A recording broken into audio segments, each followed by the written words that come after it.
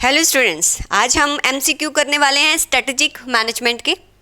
ये न्यू और ओल्ड दोनों के लिए हैं।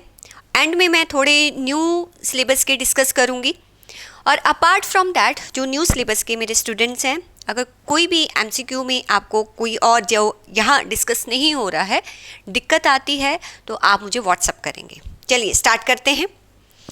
फर्स्ट एमसीक्यू क्या है? एक corporate strategy can be defined as. Corporate strategy को और क्या बोलते हैं, क्या कहा जा सकता है?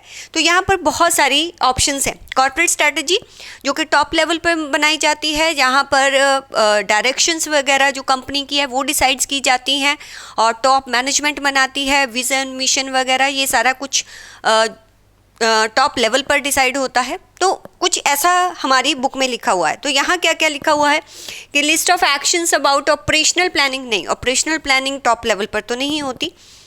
ए statement of how to compete, yes, direction of growth and method of assessing environment, ये तो टॉप लेवल पर होता है। चलिए और ऑप्शंस देखते हैं। Abatement of organization activities. नहीं, अबेटमेंट ऑफ ऑर्गेनाइजेशन एक्टिविटीज़ के कौन सी एक्टिविटीज़ जो है कम करनी है, कौन से प्रोसेसेस ज़्यादा करने, ये भी टॉप लेवल पर नहीं होता। ए कोर्स ऑफ एक्शन और choice of alternatives, specify the resources required to achieve certain stated objectives. हाँ, क्या ऑल्टरनेटिव्स क्या हैं, किसको कितने रिसोर्सेज एलोकेट होने हैं, ये भी टॉप लेवल पर होता है। Statement of where and how company will prefer to operate, ये कहाँ कहाँ ऑपरेशंस होंगे, ये बिजनेस स्ट्रेटजी में ज़्यादा आता है कि कौन सा प्रोडक्ट जो है कहाँ पर ज़्यादा फ़ायदेमंद होगा, क्योंकि वो टॉप लेवल जो इंस्ट्रक्ट करता है उसी के अकॉर्डिंग ऑपरेट करते हैं। तो यहाँ तक मुझे लगता है एक तो आपका डी ऑप्शन और एक आपका बी ऑप्शन, ये दोनों जो है लग रहे हैं कि ये इसका आंसर हो सकता है। बट यहाँ डी दिया हुआ है तो आपके आंसर में डी है तो आप यहाँ पर डी लिखेंगे। इसलिए आपको एमसीक्यू जो है वो करने ज़रूरी हैं। आप देखोगे कि इंस्टीट्यूट ने आपको कौन सा ऑप्शन दिया है, तो यहाँ बी भी हो सकता है, क्योंकि बी डायरेक्शन ऑफ ग्रोथ वगैरह ये भी टॉप लेवल पर होती है, लेकिन इन्होंने डी कहा है तो आप डी सेलेक्ट करेंगे। और मोस्ट ऑफ जो भी आपको एमसीक्यूज़ आते हैं ना, आपकी बुक में से ही आते हैं, तो सारे के सारे रीड करके जाने हैं। और एमटीपीज़ भी ओल्ड स्टूडेंट्स जो है वो एमटीपीज़ देखेंगे तो सेम वहाँ पर रिपीट हो रहे हैं। तो ये एमसीक्यू एक बार अच्छी तरह कर लो कि इन्होंने कौन सी ऑप्शंस दी हुई हैं।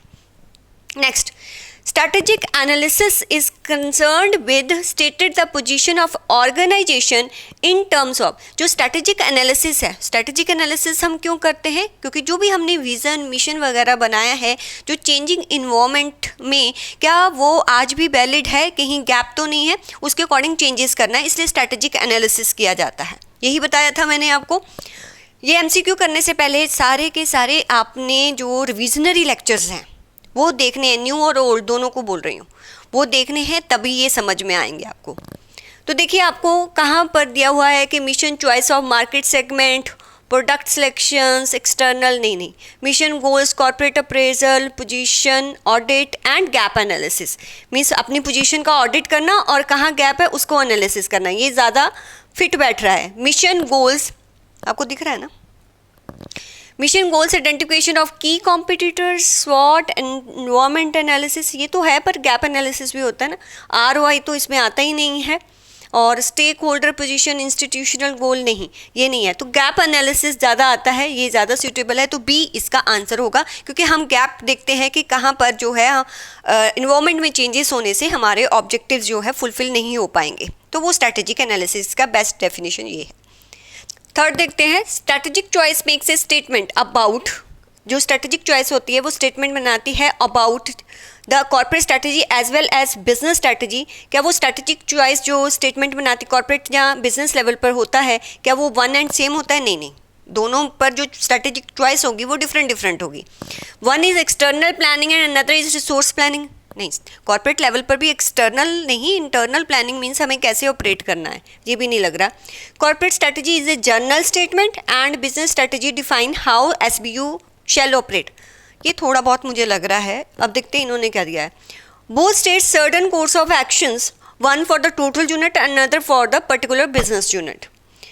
Next, one refers to the whole business. हाँ, कॉर्पोरेट स्ट्रैटेजी जो है होल बिजनेस के बारे में बताती है, another helps in formulation of marketing decision making, ये भी मुझे लग रहा है। तो यहाँ पर भी मुझे कौन सा सी और ई के बीच में जो है वो टाई लग रहा है, बट ई इन्होंने दिया हुआ है, तो आप भी यही वाला देखेंगे कि ई ऑप्शन ज़्यादा इसके लिए अप्रोप्रिएट है। कुछ ऑप्शन बहुत ही क्लोजली रिलेटेड होते हैं, बट यहाँ पर ई उन्होंने दिया हुआ है। नेक्स्ट, यहाँ पर लिखा पता नहीं ये क्या है, ये ठीक कर लेना आप। बोर्ड ऑफ डायरेक्टर, फोर्थ है कि board of director has certain basic task to follow. Board of directors mission वगैरह जो है वो ऑल्टरनेटिव चॉइस करना या एलोकेशन ऑफ रिसोर्सेज, ये सारा बोर्ड ऑफ डायरेक्टर्स करते हैं, क्योंकि यही कॉर्पोरेट स्ट्रैटेजी बनाते हैं। उनके बेसिक टास्क कौन सा होता है देख लेते हैं। To define corporate mission and stop irregular practice, ये लग रहा है क्योंकि मिशन तो वही बनाते हैं। To design the course of strategic option, कौन कौन सी हमारे पास ऑप्शन है, and appointment of top management, obviously ये भी होगा। सेट द ROI, नहीं ROI बिजनेस लेवल पर होता है, मॉनिटर प्लान वो मॉनिटर्स नहीं करते हैं। एवेल्युएट और मॉनिटरिंग ये बिजनेस लेवल पर सारा होता है, ये तीनों बिजनेस लेवल पर होते हैं।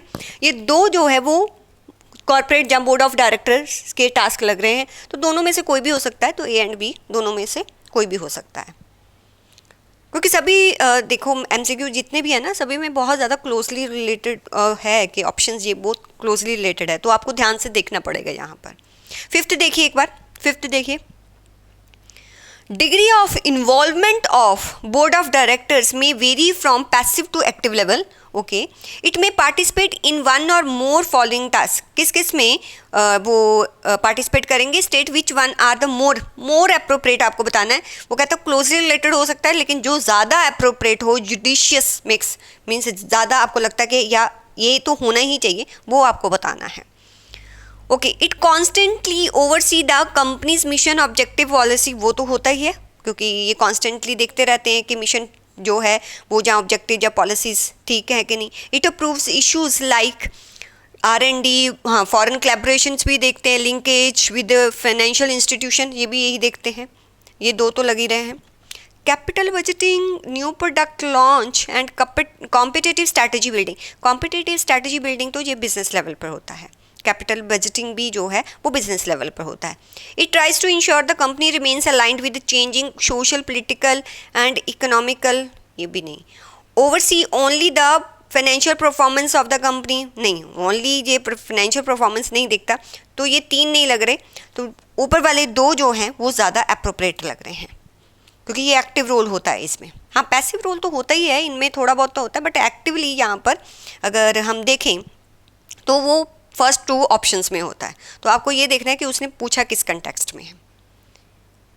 Strategic business unit, strategic business unit क्या होता है कि कोई भी हम अपना प्रोडक्ट या बिजनेस यूनिट या सर्विस को सेपरेट कर देते हैं होल बिजनेस से, ताकि उस पर जो है कंट्रोल प्रॉपर हो सके, क्योंकि उसका एक हेड होगा उस बिजनेस यूनिट का जो उसकी मार्केटिंग स्ट्रैटेजी प्लानिंग के लिए रिस्पॉन्सिबल और ओवरऑल उसके जो इम्प्लीमेंटेशन है स्ट्रैटेजी के लिए उसके लिए रिस्पॉन्सिबल होगा। तो ये SBU की कुछ डेफिनेशन हमने की थी। यहाँ क्या पूछ रहा है कि strategic business unit is defined as division of an organization, जो कि क्या करता है, हेल्प करता है मार्केटिंग ऑपरेशंस में, नहीं the enable manager to have better control, obviously ये ज़्यादा अप्रोप्रिएट है। ये डेफिनेशन में भी लिखना है, अगर आपको SBU की डेफिनेशन आ जाए कि बेटर कंट्रोल अगर आप रिसोर्सेज पर जाते हो तो SBU जो अलग बिजनेस एक बनाया जा सकता है उसके लिए।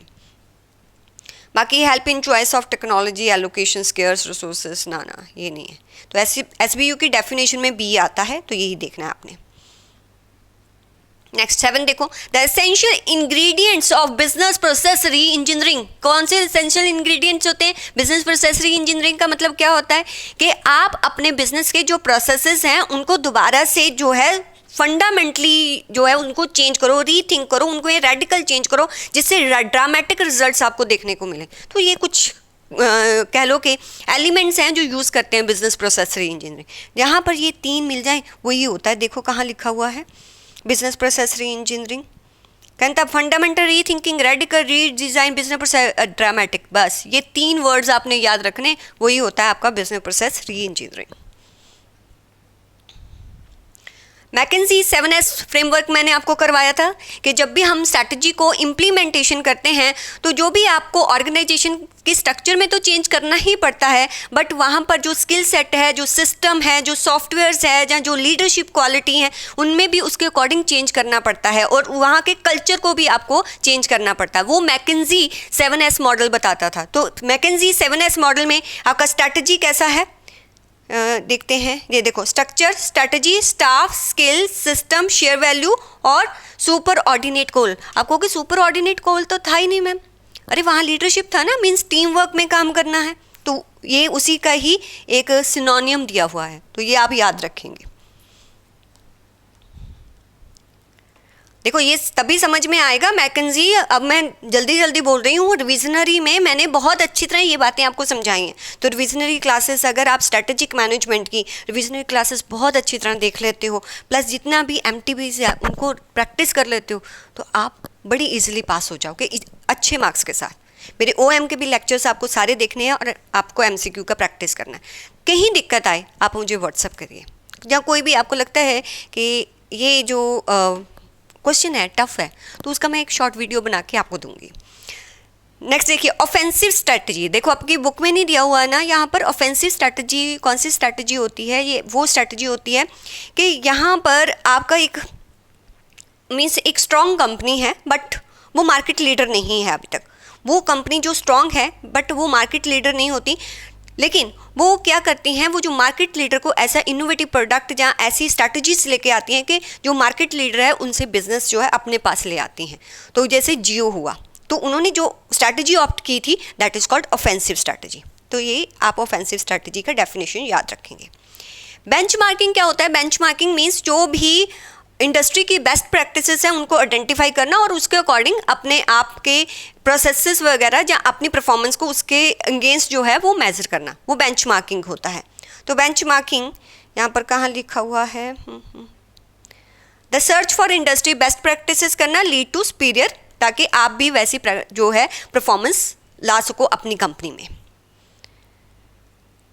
नेक्स्ट है सेल फेमस एडवर्टीजिंग कैंपेन। उनका एक कैंपेन है जिसमें उन्होंने लिखा था there is a bit of steel in everyone's life was meant to, means हर एक की लाइफ में लिटिल बिट, मतलब ये बताया हुआ है कि वो स्टील कि हर एक की लाइफ में मतलब स्टील का कोई रोल होना चाहिए। तो अल्टीमेटली वो क्या बता रहा है? अपने प्रोडक्ट और सर्विसेज किस में बताए जाते हैं? Objectives, goals, vision, mission. बोलो यस, मिशन में। तो यहाँ पर क्या है? ये gain buyer awareness, it's versatile product range. हाँ, अपने प्रोडक्ट रेंज के बारे में तो बता ही रहा है। Create an image of superior performance, नहीं इन्फॉर्म न्यू, नहीं इन्हेंस, नहीं आई थिंक जो ई और ए जो है वो प्रॉपर है कि अपने प्रोडक्ट रेंज के बारे में बता रहे हैं और अपने मिशन के बारे में बता रहे हैं कि अल्टीमेटली वो क्या अचीव करना चाहते हैं या किस चीज़ में वो डील करते हैं। Next, marketing research studies. जब भी मार्केटिंग रिसर्च की जाती है तो उसमें क्या क्या जो है स्टडी किया जाता है, जहाँ कौन कौन सी एक्टिविटीज़ परफॉर्म की जाती हैं। ऑब्वियसली मार्केटिंग में आप मेजर करते हो ब्रांड लॉयल्टी, ये भी आता है। मार्केट पोटेंशियल कितना है फ्यूचर के लिए, और प्रोडक्ट प्राइस रिलेशनशिप को भी अंडरस्टैंड करते हो, और make out a case of revision of existing, उसके अकॉर्डिंग अपनी स्ट्रैटेजी को चेंज भी करते हो। तो ऑल ऑफ अबव आएगा, ये all of above.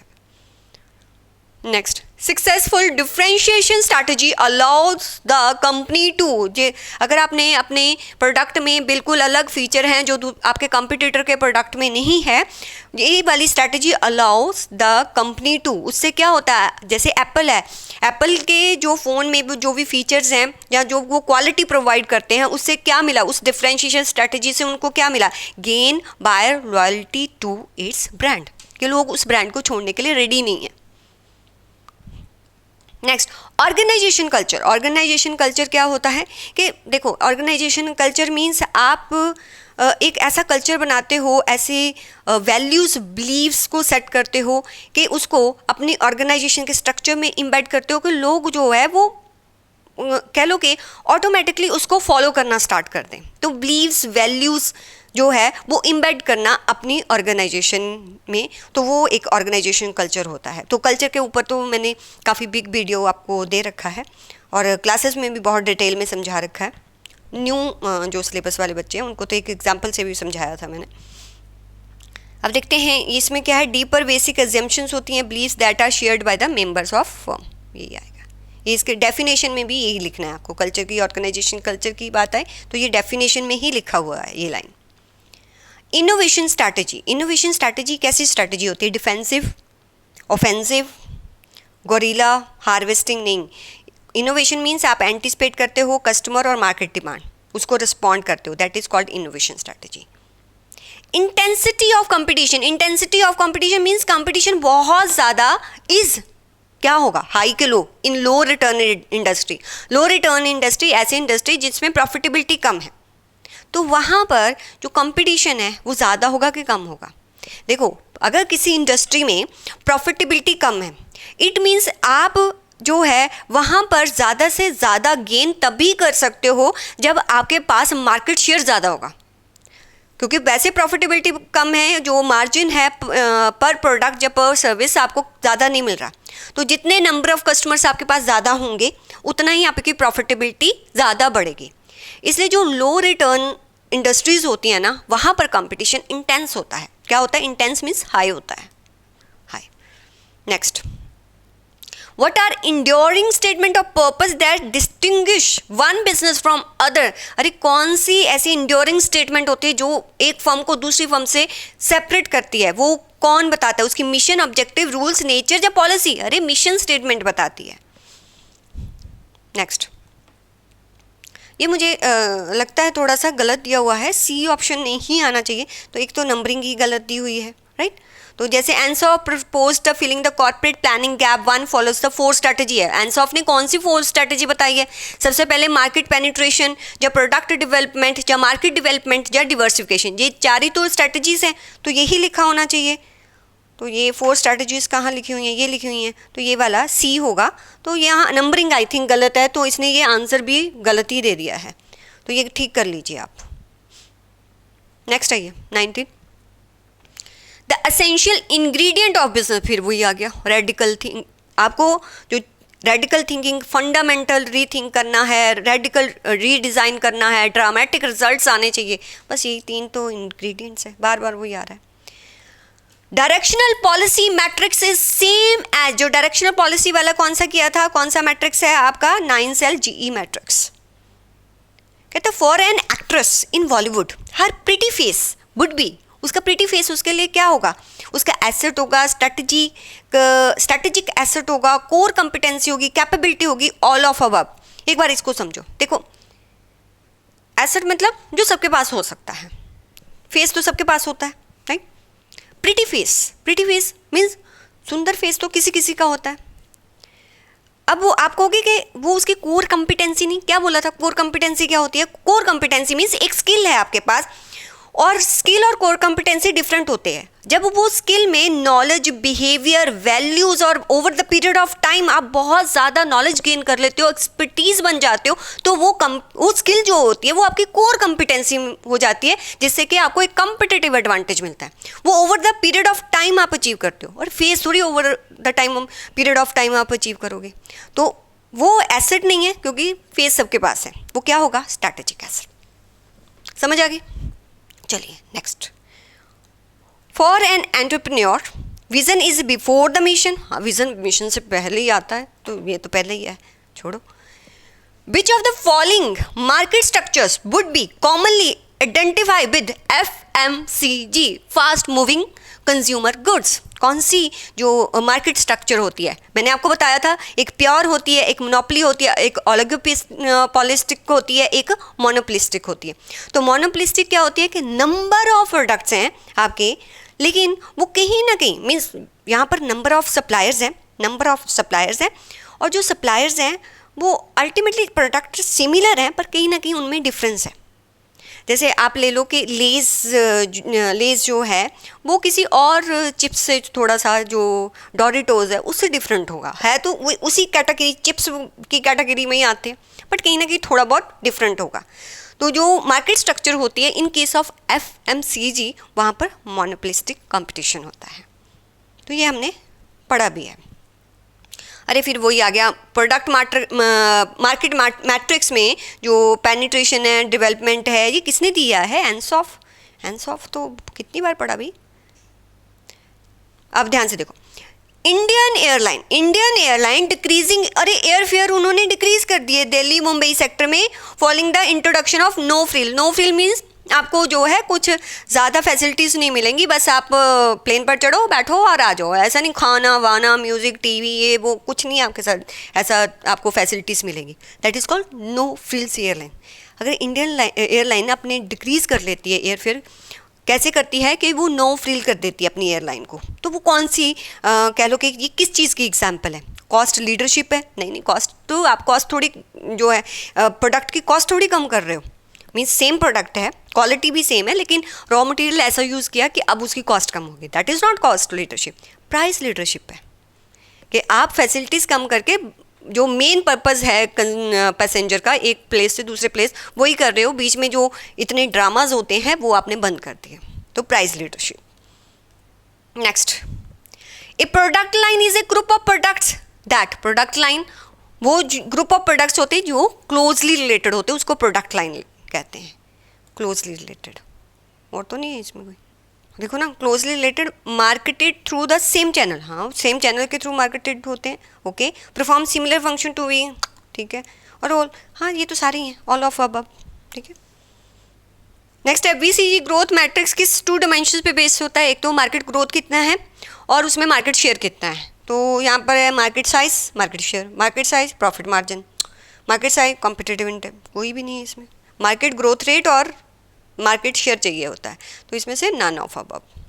Next, outsourcing क्या होता है? आउटसोर्सिंग मीन्स आपकी कोई ऐसी एक्टिविटीज़ है जिसको आप खुद परफॉर्म करते हो तो वो आपको कॉस्टली पड़ता है, तो वो वैल्यू एक्टिविटीज़ आप जो है बाहर से बाय कर लेते हो, दैट इज़ कॉल्ड आउटसोर्सिंग। जैसे पेरोल जो होता है, पेरोल बहुत सारी ऑर्गेनाइजेशन ने आउटसोर्स किया होता है, तो आउटसोर्सिंग क्या होता है? Purchase of value creating activity from external supplier.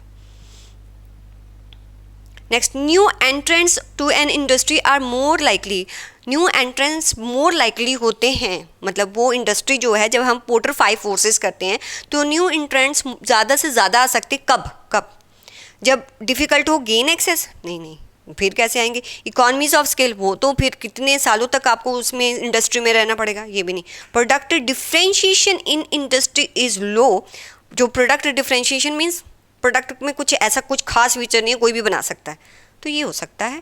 Next देख लें, capital requirement in the industry are high, अरे हाई है तो वही लोग आएंगे जिनके पास पैसा होगा, तो भी कम होगी, तो थर्ड जो है मोस्ट अप्रोप्रिएट है, मीन्स थर्ड ही ट्रू है कह लो। 30th देखो, the existence of price war in the airline industry in India indicates that, अब प्राइस वॉर जो है वो इंडिया में जो है किस चीज़ को इंडिकेट कर रही है? कि जो वो कंपटीशन है वो काफ़ी इंटेंस है। तो देखो कहाँ लिखा हुआ है कि competition regularly in the industry is फ्रीडर। Next, the managerial task of implementing strategy primarily falls upon the shoulder of, जो इम्प्लीमेंट स्ट्रैटेजी करनी होती है वो कौन करता है? सीईओ करता है, फर्स्ट लाइन सुपरवाइज़र करते हैं, जो ऑल मैनेजर्स करते हैं। सीईओ तो नहीं करता, फर्स्ट लाइन सुपरवाइज़र भी नहीं करते, मैनेजर्स होते हैं जो कि उस रिस्पेक्टिव एरिया की अथॉरिटी होती है जिनके पास। मार्केटिंग रिसर्च, ये वही आ गया, दोबारा से वही आ गया, पीछे किया हमने। Next, price fixation for the first time takes place when, कब प्राइस फिक्स करते हो अपने प्रोडक्ट की? जब आप क्या करते हो? कंपनी डेवलप और एक्वायर न्यू प्रोडक्ट करते हो, हाँ ये तो है, और introducing existing product new geographical area, हाँ तब भी करते हैं, और a new distribution channel, yes तब भी करते हैं। Service the company bids for new contract, yes सभी में करते हैं, डी है इसका। Next, which of the following market structure would be commonly identified in FMC, ये तो हो गया ना, कर तो लिया, मार्केट ये भी हो गया है, ये भी कर लिया है। अच्छा, typically profits are highest in, किस इंडस्ट्री के किस लाइफ साइकिल में जो है वो प्रॉफिट जो है काफ़ी ज़्यादा होता है? इंट्रोडक्शन में तो नहीं होता, तब तो लोग जानना स्टार्ट ही करते हैं, ग्रोथ में आपका प्रॉफिट सबसे ज़्यादा होता है। The strategy which concentrate around a production market is, जो strategy which concentrate around a production market is, मतलब आपको सिर्फ एक ही पर्टिकुलर मार्केट पर जो फोकस्ड कह लो कि स्ट्रैटेजी होती है, फोकस्ड स्ट्रैटेजी होती है, जहाँ पर आपको लगता है कि कंपटीटर जो है थोड़ा सा वीक है जिस एरिया में, तो वहाँ पर वहाँ के कस्टमर को जब आप अट्रैक्ट करते हो, तो वो सारी जो है ये स्ट्रैटेजीज होती है वो नीश स्ट्रैटेजी होती है। कौन सी? नीश, ईश नहीं, niche. Next, corporation vision is the same. अरे कॉर्पोरेशन विजन क्या बताया था कि ड्रीम होता है, सपना होता है।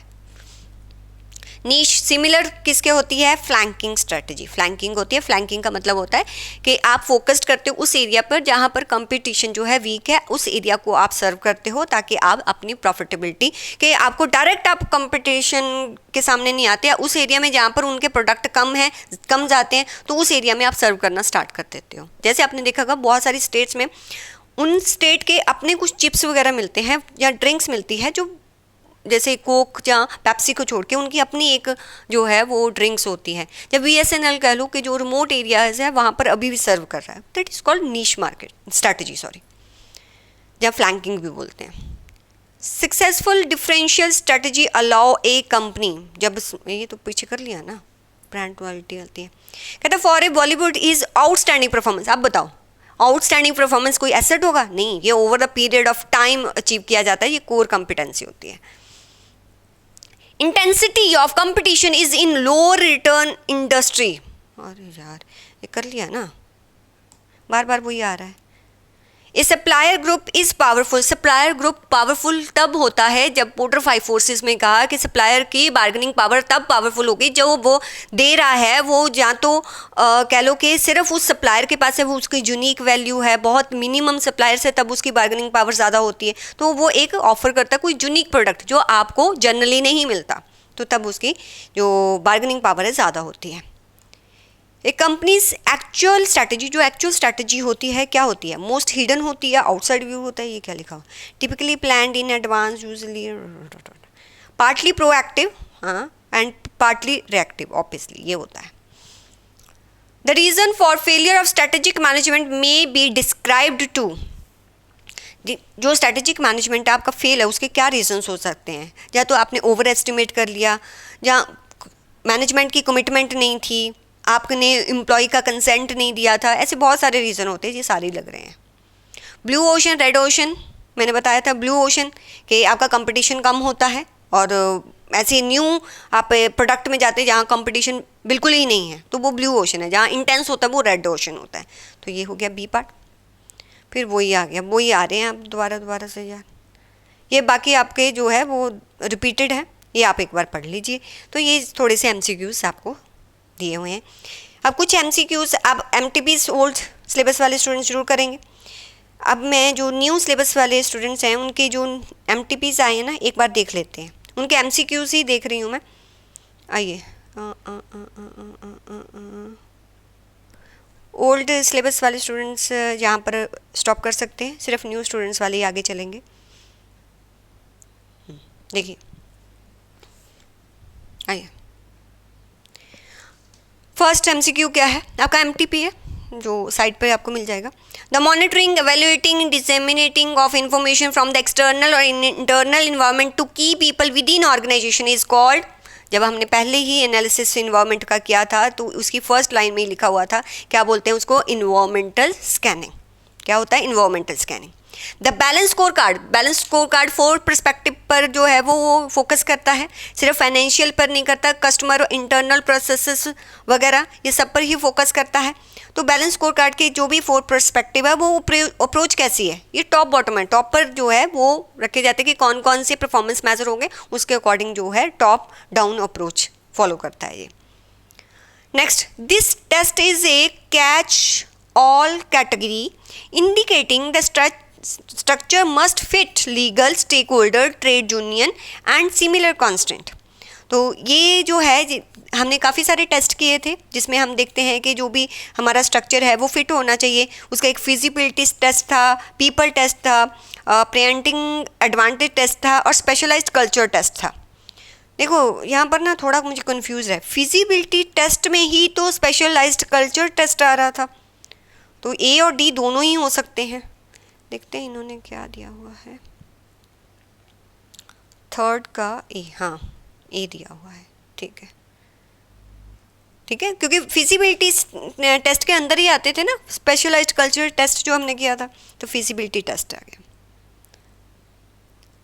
Dash is similar to referral program. Referral program क्या होता है कि आप किसी भी प्रोडक्ट या सर्विस की रेफरेंस दूसरी कंपनी को देते हो तो उसके बेस पे आपको क्या मिलता है, कमीशन मिलता है। तो इसको एफिलिएट मार्केटिंग भी कहते हैं। क्या कहते हैं? Affiliate market.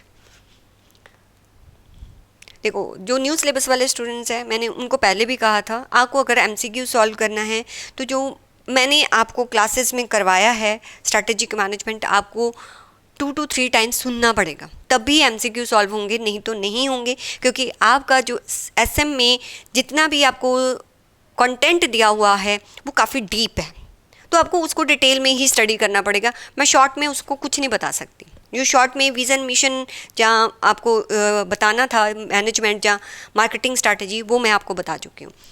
Apart from that कोई दिक्कत आती है तो आप मुझे बताएं। आपको बहुत डिटेल में पढ़ना पड़ेगा न्यू सिलेबस वाले स्टूडेंट्स को। नेक्स्ट देखो, कहता है which among the following provide the standards for performance appraisal. कौन देता है स्टैंडर्ड? परफॉर्मेंस अप्रेजल किससे करते हैं? मिशन में दिया होता नहीं भाई, विजन में दिया होता नहीं, वैल्यूज ना, ऑब्जेक्टिव्स। ऑब्जेक्टिव से ही जो है आपका परफॉर्मेंस अप्रेजल होता है। एब्सोल्यूट कॉस्ट एडवांटेज अराइज कहाँ पर होता है? पोर्टर 5 फोर्सेस में किया था हमने, ठीक है। एब्सोल्यूट कॉस्ट एडवांटेज आपको अराइज कब होता है? मीन्स देखो, एंट्री ऑफ न्यू एंट्रेंट्स कब तब होता है जब इकोनॉमीज ऑफ स्केल होता है और आपकी जो कंपनी है उसके पास, किसी कंपनी के पास एब्सोल्यूट कॉस्ट एडवांटेज हो। एब्सोल्यूट कॉस्ट एडवांटेज तब मिलता है जब आपके जो प्रोडक्शन ऑपरेशन है, जो प्रोसेसेस हैं, वो ज़्यादा सुपीरियर हैं, और control of particular inputs required for production वो भी है, और एक्सेस ऑफ, ये तो सारी हैं। इसने क्या लिखा देखे, पेपर 2 का सेकंड का डी, हाँ, सारे होते हैं, तभी आपको एब्सोल्यूट कॉस्ट एडवांटेज मिलता है। ये आप पोर्टर 5 फोर्सेस में जो बैरियर ऑफ न्यू एंट्रेंट्स है उस पर दिया हुआ है। Next third, dash is a business unit of growing market but not jet with high market share. BCG बनाया था, ठीक है। जो मार्केट ग्रोथ तो है मार्केट का, लेकिन अभी हमारा शेयर कम है। अगर मार्केट ग्रोथ भी ज़्यादा है, शेयर भी ज़्यादा, वो तो स्टार हो जाता है, ठीक है। और मार्केट ग्रोथ कम है, शेयर ज़्यादा है तो काऊ हो जाता है, दोनों कम है तो डॉग हो जाता है। बट मार्केट ग्रोथ ज़्यादा है, अभी हमारा शेयर कम है, तो वो स्टार होता है, तो यहाँ पर डी आएगा।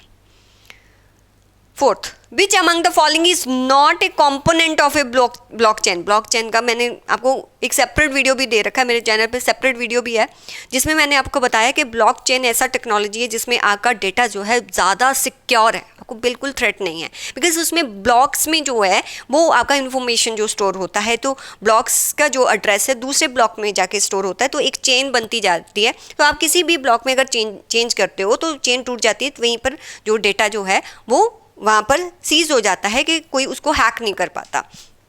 तो distributed, obviously distributed laser technology है, एक सर्वर पर नहीं है, नंबर ऑफ सर्वर्स उसको ऑपरेट कर रहे हैं। इम्यूटेबल रिकॉर्ड कि अगर एक बार ब्लॉक बन जाए उसको चेंज करना नेक्स्ट टू इम्पॉसिबल है। स्मार्ट कॉन्ट्रैक्ट्स बनते हैं। इंक्रीज थ्रेट, अरे इससे तो डिक्रीज हुआ है थ्रेट, तो इंक्रीज थ्रेट यहाँ पर नहीं है। तो ये आपको जो है एमसीक्यूज़ हैं। बाकी अपनी बुक वाले एमसीक्यू करना है, एमटीबी के करने हैं, जितना मैंने दिया है आपको करवाया वो सारा जो एसएम है उसको 2 से 3 बार सुनो। अगर किसी भी में दिक्कत आती है तो प्लीज़ आप मुझे बताओ, और best of luck for your exam. Okay, bye students.